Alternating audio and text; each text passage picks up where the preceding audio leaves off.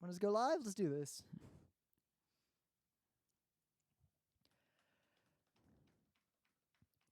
It's Wednesday, August 7th, 2019. I'm Rim. I'm Scott. And this is Geek Nights. Tonight, Urusei Yatsura, the manga. Isn't it Urusei Yatsura?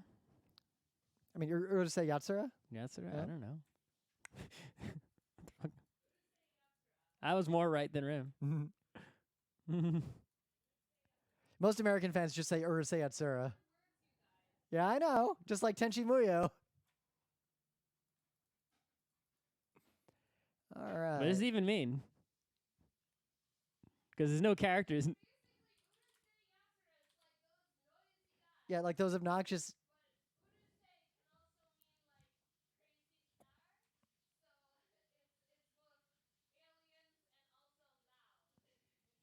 Tenchi Muyo has a similar pun where it means like no need for Tenchi because it was a harem show and nobody's watching it for Tenchi. All right, an opening bit other than the rain. I guess I could. Let's see, what did I do recently? Look at apartments. Yeah. Make Mario Maker levels. All right. What else did I do? I'll Go to work. Try to find. All right, I'll start try to find yuzu paste. Oh yeah. That's pretty much I'll all start I've with been that. doing.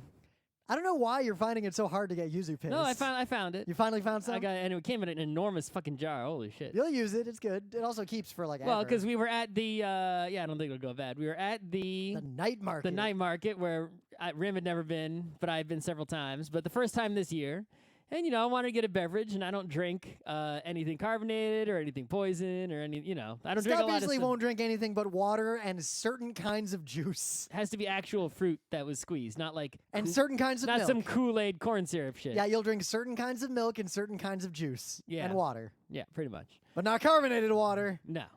So one of the booths had some lemonade, and they had 3 flavors. They had blueberry lemonade, they had strawberry lemonade, and they had yuzu lemonade. Which now, it's funny, when Emily and I showed up, because we biked yuzu, there. if you don't know, is basically just like Asian super lemon.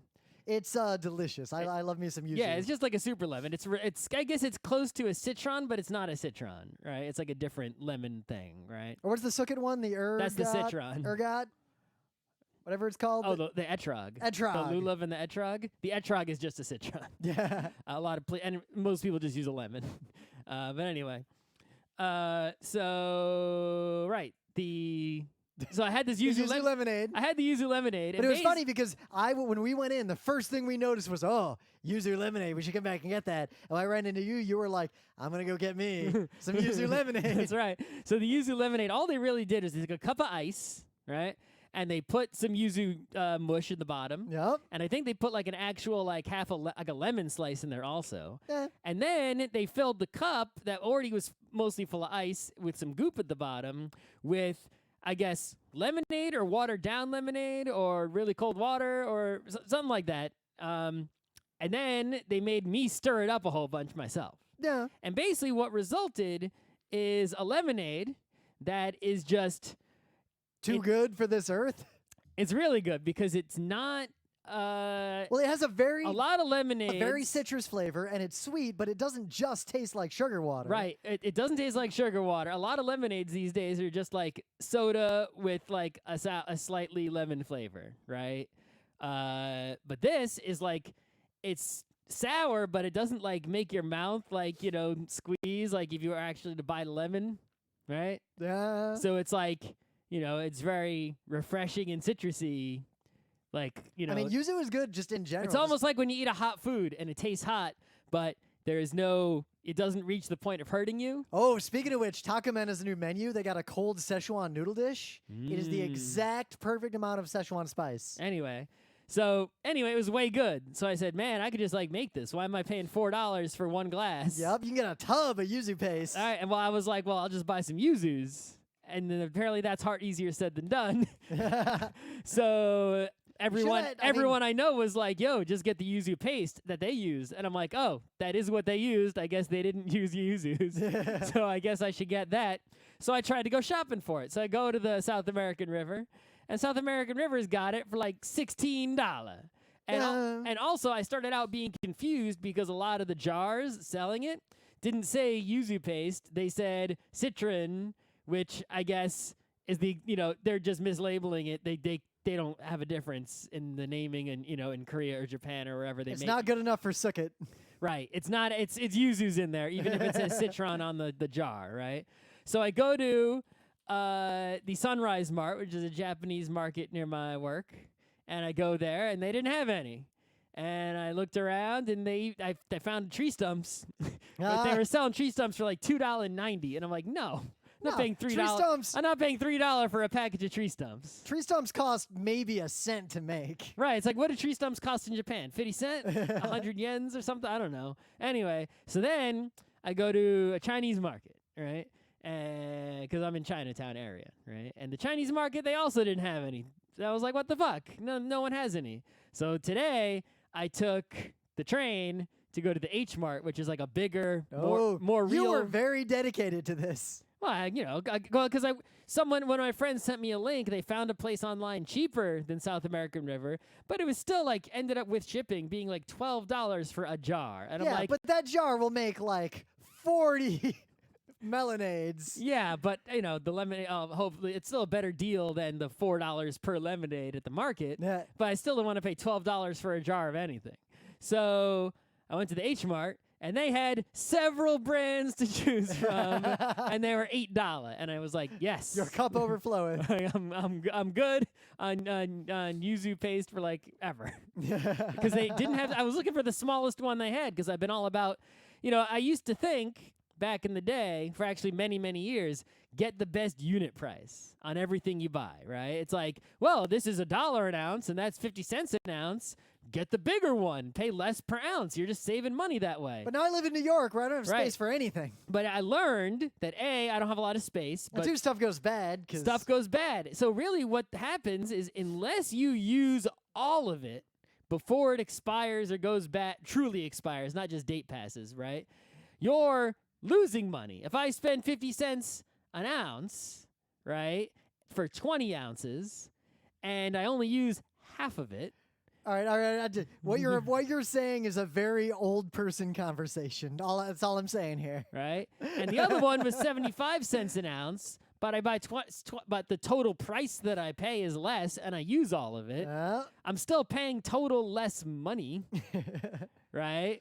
So I've been buying smaller things lately. So I tried to buy the smallest yuzu paste. They didn't have a small one. The one I got is like. It's larger than any jar of jelly that you will see. It's larger. It was in the honey section. It was larger than any honey. You'll use it up. Just mix it with water, like whenever you feel like it. Yeah, I mean, I figure I can, considering that the lemonade that I would buy, which is Simply brand lemonade, not promoting them, which is real good, is like $3 to $4 for a half gallon, right? Mm-hmm. And this is $8. So I guess a gallon's worth of lemonade. It's like.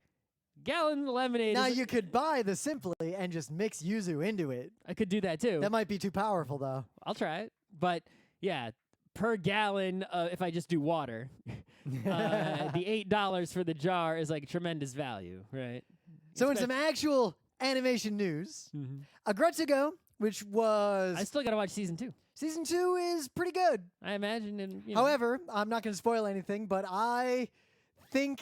our main character made a terrible mistake. I'm sure that is what would happen. And chose a life that will not be as good. Well, is that why your news is happening? So my news is Aggretsuko is getting a 3rd season, which is interesting because apparently the director has already said that, quote, he squeezed out everything he could into the first 2 seasons to the point that he insisted there's nothing left to say. So basically... Netflix is getting a 3rd season of Aggretsuko made, even though no one on the production team is really ready to make a 3rd season. So they had a good idea for a 3rd season. They're just going to phone it in? No, I mean, he said they look forward to working on it. They're excited. They're eager. I mean, you got to say that. But what's extra interesting is that we've seen some recent data showing that Netflix really only benefits from 2 seasons of anything. Like 1 season of something will drive subscriptions. 2 seasons shows commitment and also drives subscriptions. more seasons of shows have no effect. Like, might as well not even bother. Mm-hmm.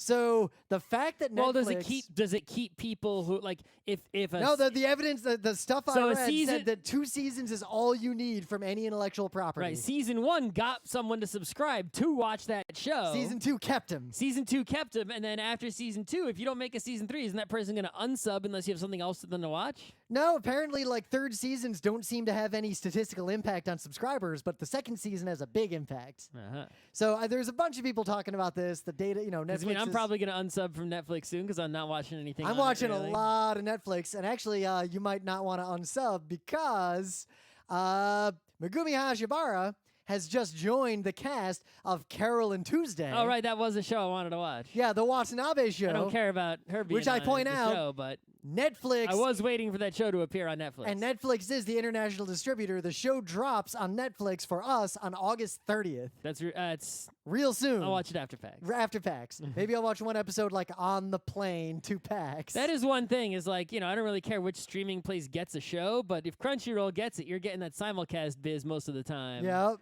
And other like Netflix waits till the whole thing's over and takes their sweet ass time. But Carole Tuesday is a show we mentioned in Judging Anime. We are like, this show has all the harbingers of being great.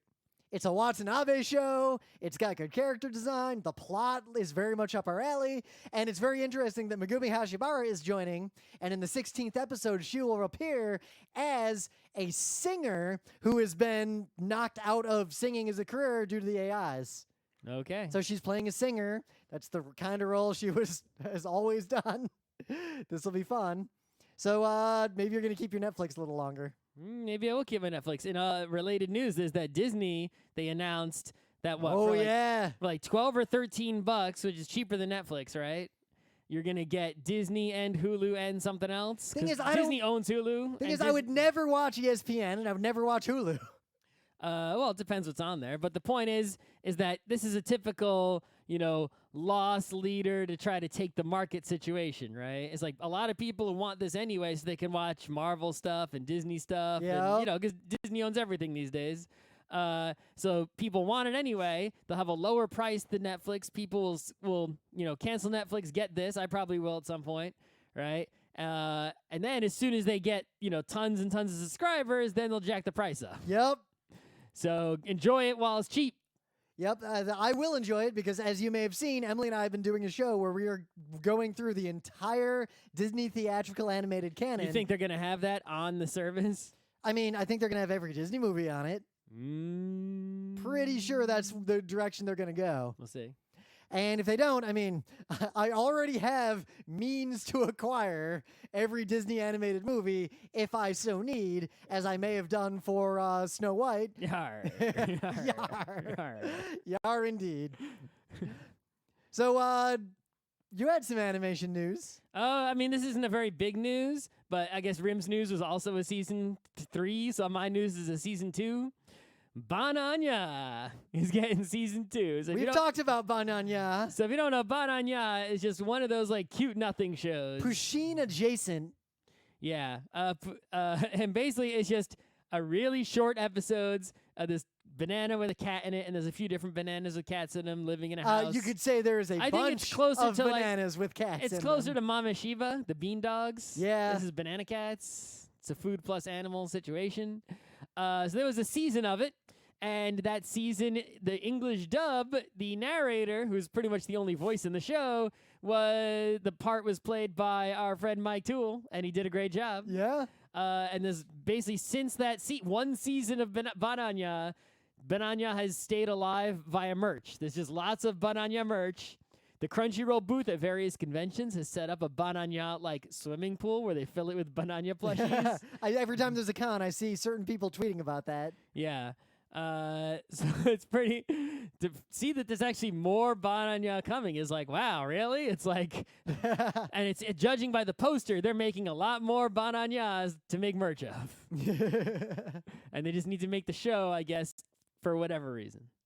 So, speaking of multiple seasons, She-Ra Is that all the news we got? Is new seasons of everything? So, She-Ra season 3 drops. What else is coming in a new season? And what I will say about that is, one, She-Ra is a fantastic kids show, but it is a kids show. Like, you watch season 1 and it's enjoyable, but it's clearly a kid's show. The animation is not great, even though the character designs are. The voice acting's fantastic. But as of season 3, the show has actually really stepped up its game. The plot's gotten a lot more complex. The plot's gotten a lot more focused on precursor technology. So happens to kid shows, because think about it, when did season 1 of this come out? How many years ago? Not 1 year ago, 2, not long. Okay, really? They had 3 seasons. This is not in like 1 year? Adventure Time, where the character grew with the age of its fans. I'm just saying, the fans are a year older, which in kids being 1 year older does make a big difference. A 6-year-old's different than a 5-year-old by a lot, right? But season 3 has introduced a lot of interesting romantic pairings between characters, a lot of characters switching sides, a surprising amount of nuance, and based on where it's gone, She-Ra's turning into a pretty good show. So if you are not on the She-Ra train, there aren't that many episodes. It's all just on Netflix. You can just watch it. And in season 3, you will see some characters paired up in a romantic way that you never would have expected. Also, the show's covering a lot of ground, like season Skeletor 3. and He-Man getting the bone on. So, I just want to point out that based on where She-Ra has gone, Skeletor is definitely canonically connected to this universe. Like, I mean, yes. the one time Skeletor and Hordak work together, the one time. I just want to see some. If you're gonna get sexy action in the Masters of the universe, I want to see some Modulok involved. That's my guy. That is the second best answer to that, because the best answer is, as always, Fisto. Mossman. Stinkor and Fisto together at Stinkor. last. No, if you don't know what Modulok is, Google it. Modulok. I don't know. Scott, did you know I have a Modulok that I played with when I was a kid that I had? I had Scott Battle Damage Johnson? He-Man and Battle Damage Skeletor. One time I was at Scott Johnson's house, and I found in a closet somewhere an unopened Modulok. And I was like, what the fuck is this doing here? Why isn't this? I'm just going to steal this and play with it. Of course, now we learned from that guy in Millerton that those toys, if you play with them, will just shatter. Yeah, well, Modulok was a very sturdy toy. He's not going to shatter. Yeah. But Modulok mint in box, Scott Johnson, hook me up. I mean, Stinkor still stinks. Oh, man. There's that Stinkor, smell that, whenever I smell it on something else. All I think is, wow, that's Stinkor. All I think of is that fuzzy green He-Man figure. Yup. God, Stinkor was disgusting. Yeah. What a terrible idea.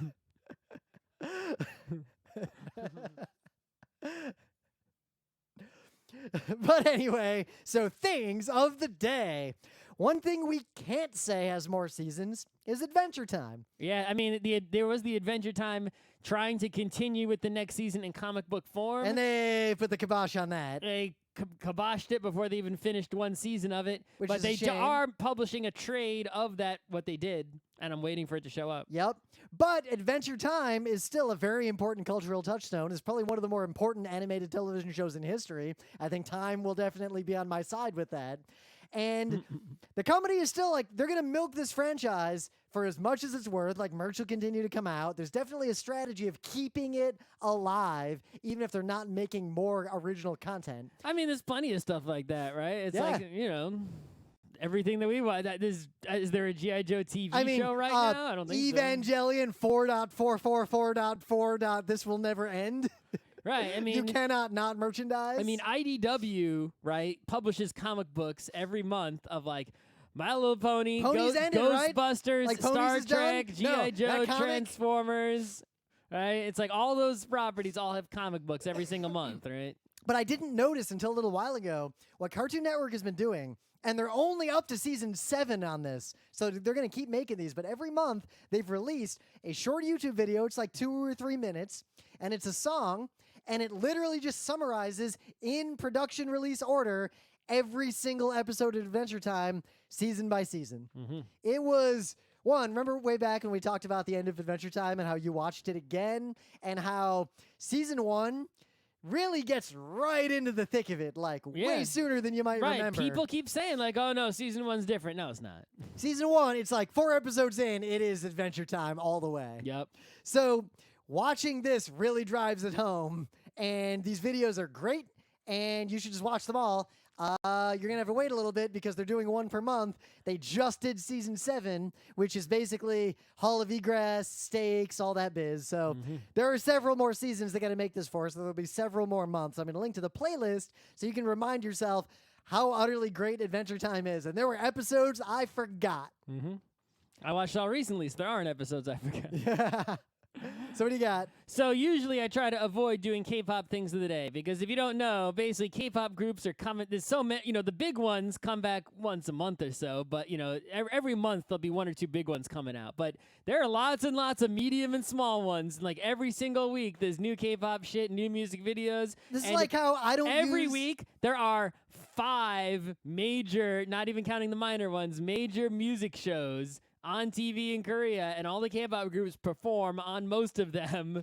So imagine if you put out a song, right? You're a band and you put out a song and you have to go on 5 TV shows a week for X weeks promoting your song. So Scott that's basically K-pop live. has to have a rule like I do where I can't make Tekkamon my thing of the day every week. Right. I could make K-pop my thing of the day every single episode and never run out of material. Should that just be GeekNights Fridays, just K-pop? So I had to limit it to, special cases when some K-pop thing really stands out or is really out of the ordinary or has appeal to people who don't give a shit about K-pop. That's usually the main criteria. I clicked on Scott's link, I heard some drums, and my brain knew exactly what was going on with no other context. That's right. So my favorite K-pops are actually the ones where things are sort of wacky and stupid and sort of but still high production value. Artish, it's still right? good, but it's weird. Right. There are groups like Walwari who did the Hakuna Matata and Crayon Pop. We haven't heard from in a long time. Orange Caramel. Remember they did the sushi with the Catalana. Right. Norazo is very hot right now with their shower. Have you seen that? Did I show you that? Yeah, you showed us that. Right, the shower, yeah. So groups like that who are just doing things that are really insane. Like a lot of people know Psy because he was just sort of silly and wacky. It's like, no, these are to the closer to wackiness than Psy is. Yeah. Psy is kind of normal compared to these groups. So anyway, I didn't know about this group until this week, basically, because I was watching one of the music shows. I just watched all the performances, not 100% of them. I just went on YouTube and clicked on each one for a second, right? Just see who they were. Like, who are these groups? What are they about? I don't know them. And there's this group called Donkeys, which I don't know what the fuck. Is it supposed to be a pun on the English word of donkeys? But it's like DONGKIZ. I don't fucking know what it means. Anyway, it's this boy group. I guess these are high school, early college boys. Who knows how old they are? I don't fucking know. And their new song is called Blockbuster. It's all right, whatever. And I watched their stage on the show they're on. One of the music shows is Inkigayo. I watched their stage on Inkigayo, and I see some ghosts floating around on the video screens. And then I hear some very familiar music, and they got some very, homage, stage costumes. And then there's a surprise towards the end of their performance that I didn't see coming at all. So yeah, you can see that. And then their music video, it's this isn't like some special parody stage or something like that. This is the actual song that is the title track on their new release. It is their actual song. Check it out. I mean, I thought my cup runneth over with bustin', and now I've got this. So send this to Neil, see what he thinks. In the meta moment, the GeekNights Book Club book is no longer The Painful Pages, but it is in fact the first novel, The Tale of Genji. First novel ever. It's about this guy named Genji. Might take us a while to get to this because it's a long book. I haven't to read it. I'm 60% done with this other book I'm reading. Once I finish, and that's a long book also. I'm still reading the book about Kentucky bluegrass versus Bermuda grass. Ooh, so once I'm done with that book, I'll start reading about Genji and see what their deal is. And also, we're reading the Penguin Deluxe unabridged Longo version of Tale of Genji, so that might make it take a while longer, but at least I've been sticking with the read on Kindle app instead of playing games on phone strategy for quite a while. It's a good strategy. I think it is stuck now. No more playing phone games, so that means once I do read Tale of Genji, I will probably read it at a steady clip. It's just going to take a while. Yep. And otherwise, coming up at the end of the month, actually, the day that that anime we were talking about, Carole Tuesday, drops on Netflix, is the day we will do our first of 2 panels at PAX West. Mm-hmm. So on Friday, 12:30 p.m., then on Saturday, 11 a.m., and then we're just going to be playing games and hanging out in Seattle. It's going to be awesome. Yep. PAX South is coming up. I hope you bought your badges. PAX Unplugged is coming up. I hope you're ready for this. And it's basically going to be convention season all the way up until PAX East again, which ends our convention season. At least there's a big gap between PAX South and PAX East. That's our biggest gap before the summer. But they say that PAX East is coming early, which actually just means that off-season will be super long between East and West next year. Yeah. Maybe we should go to like a con we normally wouldn't go to in that gap. Do like Anime Next or something. Haven't done an anime con in a long time. Maybe we could pick a different one than that. Yeah. Anime Boston is just too cold, and I don't want to go to Boston again. We'll see. All right. So, many of you who have been anime fans and manga fans for a long time may have had the original American release of the Urusei Yatsura manga. Well, I it mean, was these big books that the binding just fell apart. Like, that's whatever, like, literally just disintegrated. It was released in the United States. So was the anime. Anime Ego put out all the DVDs, even including the movies, except for one movie. Except for... that was put out by someone else. Beautiful Dreamer, which I Right. have, like, 8 copies of. So you may recognize that anime girl with, like, the yellow, black leopard kind of bikini. Leopard, tiger stripe. Whatever it is. It's not a leopard. What do you think a leopard looks like? Cat stripe, whatever. Tiger. Clothing, whatever. The point is... The girl in the tiger bikini with the tiny horns and the electricity and the lecturer's boyfriend and Right. the cast of idiots. It's like you've seen that character. A lot of people have seen that character and recognize it as like, oh yeah, anime bikini girl with the horn, whatever. Yep. And they might know the character's name is Lum. Kind of like how people saw Metalu but didn't really know anything about Leiji Matsumoto. Right. And if you recognize that character, maybe if you're higher level, you'll know that it's from a manga/anime called Urusei Yatsura. And if you know that, you'll know that it was the original manga was made by Rumiko Takahashi, who made Ranma One Half, Yep. Inuyasha. I still think this is her best work. Is this her earliest? This came before the other ones, right? If I'm Yeah. not mistaken. I could be wrong. I think it came before Ranma, definitely before Inuyasha. Oh, Inuyasha was way later. Yeah, it might have come after Mermaid, whatever. Oh, It might have I always also- forget about that It one. might have also come after. I tried to read that, but it got kind of weird and What's the boring. one that starts with M? Meizani Koku? Yes, I think it comes after Meizani Koku. I'm not sure. Meizani Koku is very nostalgic for me because that is a manga I read the entirety of In bookstores. in Walden Books. Without buying a single volume. I never owned any of that manga. So anyway, if you weren't able to read those old ass editions that Viz put out in like late 90s, early Yeah, it 2000s. was her first serial Okay. in Shonen Sunday. All right. If you didn't read Urusei Yatsura then, you didn't pirate it or anything like that. And you didn't get a hold of one of these disintegrating books, which are kind of hard to find. Right. They are now, somewhat recently, like a few months ago, republishing it. We talked about this news like less than a month ago. Right, Viz Signature. They're putting out these mega volumes. I got the first one here. I ordered it. I'm probably not gonna buy any more because it's too big. But I guess this one mega volume contains, I think, maybe 2 or 3 regular volumes combined into one book. So I don't know how many of these there are going to be total. How long is the manga? Really long. Really long, right? So I'm not going to start. I have not actually read all of it, though I do hope to someday. Yeah, that's why I think I'm not going to read all of it unless it's digital or something. Yeah, there are 34 volumes from the 34 original. divided by maybe 3, so 10 to 11-ish books. So the that thing are is, this I've big. read so much of the manga over the years that I don't actually know where this book you have leaves off. So what This was the book last, leaves off when with the bird girl? yes, a few Okay. chapters into the like goblin crow girl. Okay, it pretty much lines up with the original book then, I think. Yeah. But anyway, Well, the original volume 1. so I hadn't actually read it before, even though I had seen like one episode of anime and a movie and a half, maybe.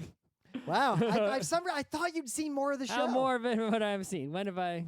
All right, so all I will say is that I have read this multiple times over the years. This is one of my favorite so I manga. read this full volume just now. We are just talking about the manga. That's right. Because when you talk about the anime, you got to talk about Oshii. Like, there's a lot Mamoru Oshii comes in the anime. He has nothing to do with the manga. Yeah, there's a lot of interesting stories and context around the manga, the anime and the movies. We're just talking about the manga, the thing that started it all. So obviously the first most interesting thing is that when you think of Urusei Yatsura, you look at this book, it's like the cover just has Lum on it, right? All merchandise, almost all of it has Lum on it, right? Almost any time the thing is mentioned, it's all about this character, Lum. But the main character... the actual manga... is this... She is not the main character. She is a supporting character. It's this... I wouldn't say he's that shitty of a dude, because he's actually not really a bad person. He's just a little dumb, pretty lecherous, and he is basically the most unlucky human being on Earth. Right, that's Ataru Moroboshi. The real story is the dude Ataru, and the main plot is not... I mean, Lum is there. That's a main plot, right? But the main plot is just he is the unluckiest person alive, and everything bad happens to him. And in fact, some of the early chapters don't even involve Lum. It's just him being an unlucky piece of shit. Right, and the character that no one is not in any merch, right? The priest dude. What's his name? Oh, Sakurambo? I forget. I'm trying to remember. They call him something in the manga. I don't know if it's an accurate translation what they call him, right? Yeah, Sakurambo. Yeah. I don't know what they call him in the manga. I think they call him something different.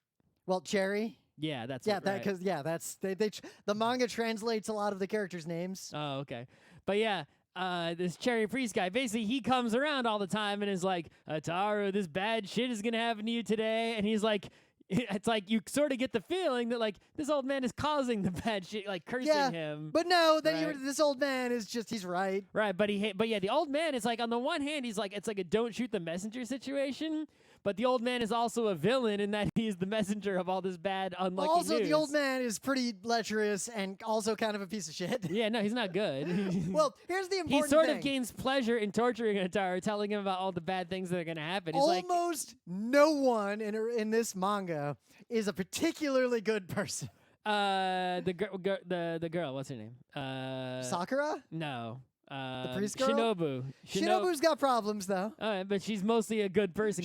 Compared to the other people, she's a saint. True. Also, like Ataru's mom, maybe.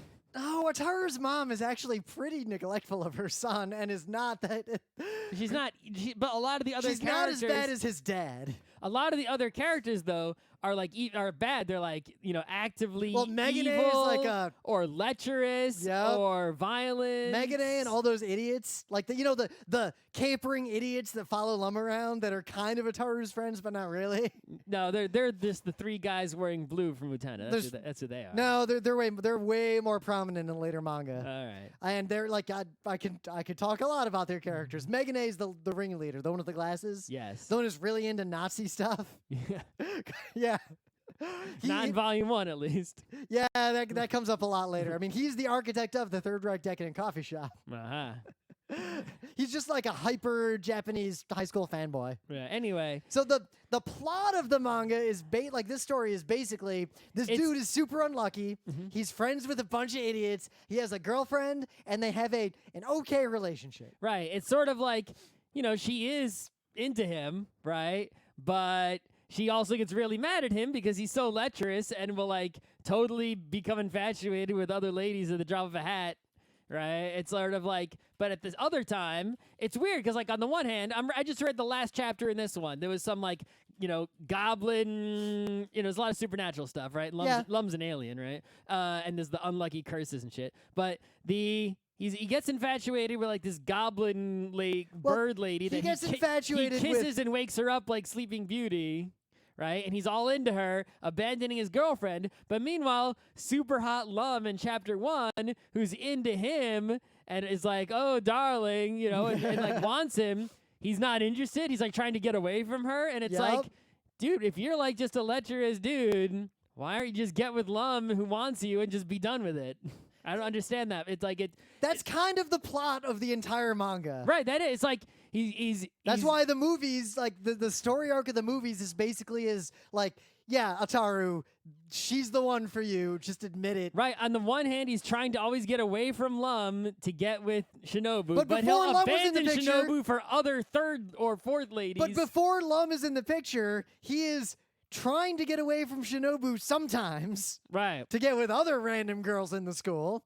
But really, he always comes back home to Shinobu. Like, he's just a virtuous dude. But he'll run away from Lum no matter what. To But get to Shinobu. But if you ignore the he's like, no, Shinobu, Lum is just trying, like, Lum will come in and, like forcibly kiss him or whatever. Yeah. So that, like, and then, when Shinobu can see, and then Shinobu will be like, stop that, you're cheating on me, you're bad. And he's like, no, I was being forced into it, and he was. What I really love about this manga is that over time, because it's a long manga and a lot happens, but all of the main characters actually do really evolve and change. Like, Lum becomes a lot more reasonable over time.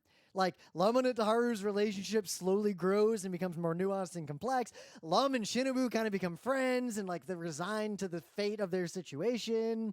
A lot of stuff happens. Like, a lot. Yeah, it's weird, because, like, I was just reading this first, I guess, several volumes. Yep. Covers it's like a lot of ground. Each chapter is just a really episodic thing where, like, there's a specific thing that's happening that's like a conflict involving, school or the town, or It's always something unlucky curses or a ludicrous. holiday, or a new character comes in and the chapter is about the conflict with that new character. Like they accidentally call a space cab and then they have to pay the cab. Right, or the transforming dude. Oh, yeah. The dude, he doesn't talk. He just shows up and transforms like a giant bear beast. That dude, whatever. his deal is that he is dumb as a brick. He is the not- end. yeah, right. That is his character. But, it's like each chapter is like an episodic thing, but at the same time, it's still developing. The overall character plot situation keeps going forward little by little, chapter by chapter, right?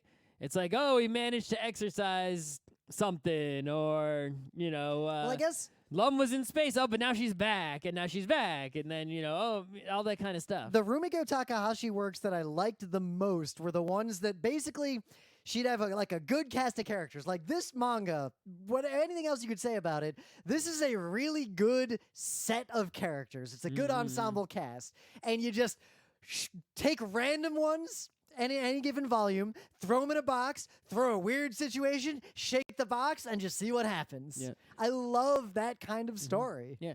Also, there's, a surprising amount of, like, world building kind of stuff going on, because, like, an individual chapter will have something like you just mentioned, the space cab, right? Yep. But it's like what's the deal with what's going on in outer space? Well, because it's sort of a story of Earth gets introduced to the rest of the universe because of this. Right. So if you don't realize, so chapter 1, just summary, the very beginning, right? The ogre aliens show up. There's several kinds They're of basically aliens. Oni, because Oni are actually just from space. Right. It seems like there's two sources of supernatural things. This space, outer space, aliens, right? Which apparently are way more advanced than Earth, and they come to Earth finally. But there's also basically, Japanese folklore type things and, Shinto spiritual type things that are also real. And that's where, like, Cherry the priest comes in. Yep. Right? So it's like both of those sources of supernatural, not real world stuff enter the picture into most of the chapters, right? But anyway, so the ogre aliens show up, and they're like, yeah, we're going to destroy your Earth unless you beat us in a challenge. Same old story, right? And the Yep. challenge is, someone has to play tag with Lum and Touch win. your horns. Right, touch your horns. And Ataru gets chosen because he's the unluckiest dude. Yep. He wants nothing to do with this. He doesn't want to have the problems. fate of Earth on his shoulders. But, he's determined to win. And somehow he doesn't like Lum, even though everyone else is way into her. And it's course, like to the be only fair- hot girl he's not into. To be fair, Lum is a dangerous and annoying person in the early parts of the manga. Right, the main joke is that she keeps electrically shocking him, and somehow he survives. Yep. There's even like a little side note that talks about like how many times he's shocked and how like he doesn't get hurt from that or something. It's like it's very strange. But it's a good balance of really funny, really weird, sometimes some like actually interesting sci-fi stuff, and often it's very heartwarming and charming. Yeah, so it's like if you need like a everything manga, right? You can go for this. Yep. Also, it's got one of my favorite tropes, like the same thing I like in like Pat Labor. All the background side characters are just like capering and doing their ridiculous bullshit in the background all the time. Mm-hmm. I love like random scene of all like the idiots are all having lunch together complaining about Ataru. Like those are some of my favorite bits. Yeah, it's like you get you get romance, both, comedy romance and real romance, Yep. right? You get comedy sort of like you get sort of like the wacky comedy like you get in, City Nichijou, right? We Yep. talked about that, right? You get your adventure-y stuff a Yep. little bit. Right? Does this volume include when he has to go meet, like, actually, like, have dinner with Lum's parents? And Maybe I forget. I forget what's in which volume. I've read so much of this. Yeah.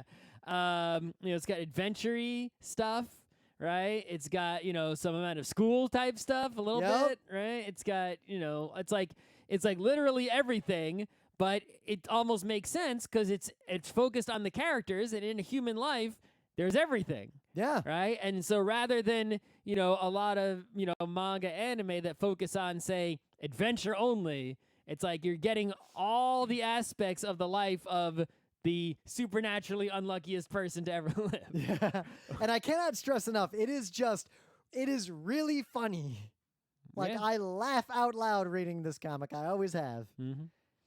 All right. I have this weird urge to read it again, even though I've read that first volume Here you go. many times. I can free up some space in my apartment. I'm not going to buy more volumes just because they're big, not because I don't want to read it. All right, that's a Anything good enough else? show. Simple reviews.